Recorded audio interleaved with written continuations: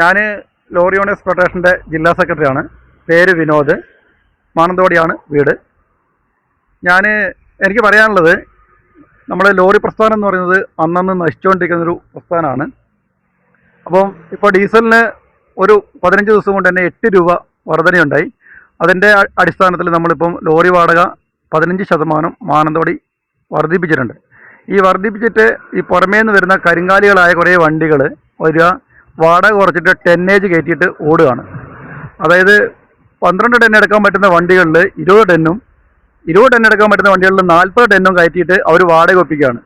വാടക ഒപ്പിച്ച് പഴയ വാടകയ്ക്ക് തന്നെയാണ് അവരിപ്പോൾ കൊണ്ടുനടന്നുകൊണ്ടിരിക്കുന്നത്. ഇന്നത്തെ സാഹചര്യത്തിൽ നമ്മളൊരു ലോറി എറണാകുളം പോയി വന്നാൽ നമുക്ക് 1000 രൂപ പോലും നമുക്ക് ബാലൻസ് കിട്ടാത്തൊരു സാഹചര്യത്തിലാണ് ഇന്ന് കടന്നു പോയിക്കൊണ്ടിരിക്കുന്നത്. അതിൻ്റെ അടിസ്ഥാനത്തിലാണ് ഞങ്ങളിപ്പോൾ വാടക വർധനവ് നിലവിൽ കൊണ്ടുവന്നത്. അതിനോട് സഹകരിക്കാതെ ഒത്തിരി വണ്ടികൾ, അതായത് കോഴിക്കോടുള്ള വണ്ടികൾ, ഇരട്ടിക്കാർ, അങ്ങനെയുള്ള പുറം വണ്ടികളെല്ലാം ഇവിടെ വരിക, ലോഡ് കയറ്റുക, പോകുക. അതിന് നമ്മളിപ്പം വയനാട് ജില്ലയിൽ RTOയ്ക്ക് കളക്ടർക്ക് എല്ലാ സ്ഥലത്തും പരാതികൾ കൊടുത്തിട്ടുണ്ട്. പരാതി കൊടുത്തതിൻ്റെ അടിസ്ഥാനത്തിൽ RTOമാർ വണ്ടികൾ പിടിക്കുന്നുണ്ട്.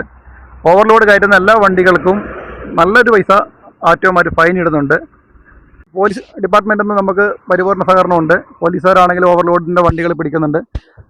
ഓവർലോഡിൻ്റെ വണ്ടി പിടിച്ച് പോലീസുകാരും വണ്ടി തൂക്കിച്ചു. ഇനി തൂക്കിക്കാനുള്ള സപ്പോർട്ട് നമുക്ക് ചെയ്യാമെന്ന് പറഞ്ഞിട്ടുണ്ട്.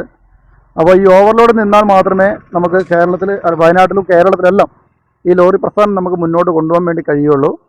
അതുപോലെ ചുരത്തിലൂടെ പോകുന്ന വണ്ടികൾ, 10 വീല് വണ്ടികളൊന്നും കയറ്റി വിടാത്ത കുറേ സാഹചര്യങ്ങളുണ്ട്. അതിൽ കാർഡടയ്ക്കുന്നതിൻ്റെ മുകളിൽ കുറേ ബുദ്ധിമുട്ടുകൾ വരുന്നുണ്ട്. നമുക്ക് പാർക്കിങ്ങിൻ്റെ പ്രശ്നങ്ങൾ വരുന്നുണ്ട്. അപ്പോൾ ലോറിക്കാർക്ക് എവിടെയും ഒരു പരിഗണനയില്ല. ഒരു കമ്പനിയിൽ പോയി കഴിഞ്ഞാൽ ആർക്കും ലോറിക്കാരെ ഒരു പുച്ഛത്തോടു കൂടിയിട്ടാണ് കാണുക.